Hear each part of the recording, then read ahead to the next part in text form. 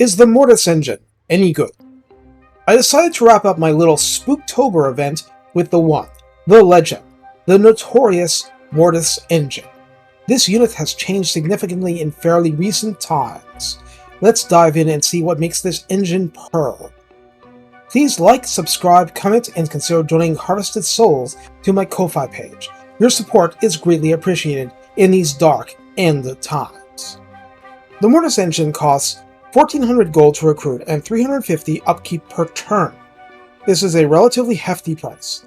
Health is 7,236 on Ultra, with 40 armor, not particularly sturdy, with leadership 60, surprisingly robust for an undead faction, and speed 48, which is like the old chariots from Warhammer 1. Melee attack is 30 default and is magical attack. Attack interval is 4, which is straight down the middle, not good, not bad. The splash size is given as very large, but only a maximum of 4 entities are actually damaged per attack, making this a disruptive single entity, but not a do-it-yourself blob slaughterer entity. Melee defense is 13, which is pretty low. Weapon strength is 120, split between 50 base and 70 armor piercing, and comes with a bonus versus infantry of 15. Charge bonus is 12.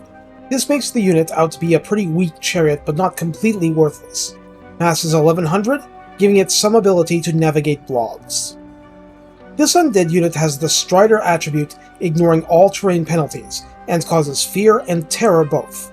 It has regeneration, the old kind that comes with fire weakness, of -20 to your resistance, and comes with 3 extra abilities. Blasphemous Tome, a permanent passive plus 40% to Winds of Magic recharge equal to basic Arcane Conduit, the Reliquary Corruption, the classic Mortis Engine effect that does direct damage to an area, and the Reliquary Binding, which heals your own units. Now, this last one has been significantly altered, and after hunting down the stats, not having played Gorst when he was cool and overpowered, and therefore boring as 1,000 years in a coffin.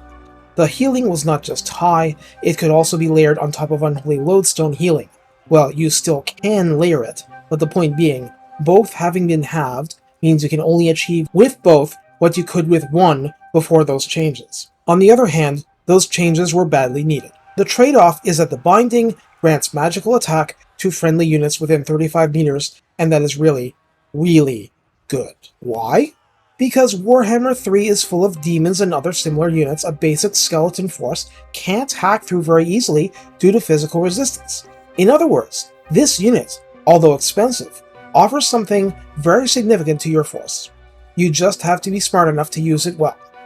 Now, the corruption part, the actual Mortis Engine effect, requires being in melee to activate, and that requires one major gamble on your part. Since the Mortis Engine is a gamble that you can keep the battle going long enough to benefit, you need the Mortis Engine to actually stay quote-unquote alive to benefit. So, what about the Redline Lord skills? Since it's not a big combat unit, I wasn't expecting much. Carriages of Death adds a maximum of plus 12% speed and plus 8 melee defense, which certainly adds to your quality of unlife with the unit. Rank 7 veterans actually benefit from Dread Knights, providing plus 12% weapon strength, plus 12 flat charge bonus, and 8% ward save, which is interesting. I mean, you're literally doubling the charge bonus of the unit, and it does have a bonus versus infantry of 50. And who can argue with ward save? In the tech tree, Vampiric Revivification adds plus 15 armor and plus 10% charge bonus, but without the rank 7 redline bonus, that'd be what? 1 point rounded down? Delusions of Grandeur reduces upkeep and recruitment cost by 5% and raises recruit rank by 2. If you think a Mortis Engine is a melee powerhouse, you definitely have Delusions of Grandeur. Just saying.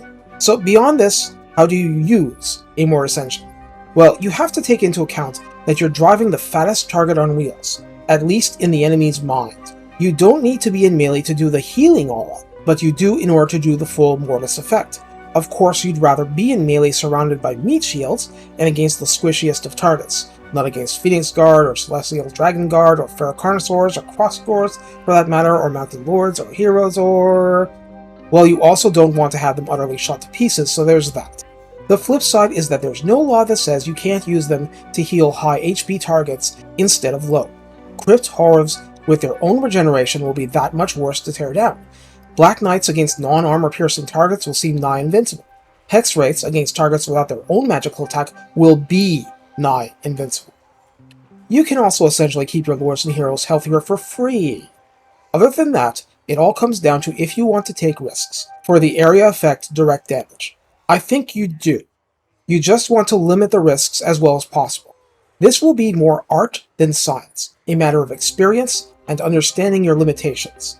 Unless you're being sniped at super long range, you have a shot at escaping a bad engagement and having your own regeneration topping you off. So avoid being shot to pieces. Avoid melee against top tier opponents. Do enter melee to whittle down trash. And finally, effects of the same exact name do not layer, so the only reason to have two Mortis Engines is to cover different parts of the lines clashing. Though they can also heal each other a bit, you do you. Take care, and have fun laughing at the puny mortals' foolish attempts to hack through your meat shields while you're constantly healing them. At least if they're not Minotaurs. If they are, you will have engine failure in short order.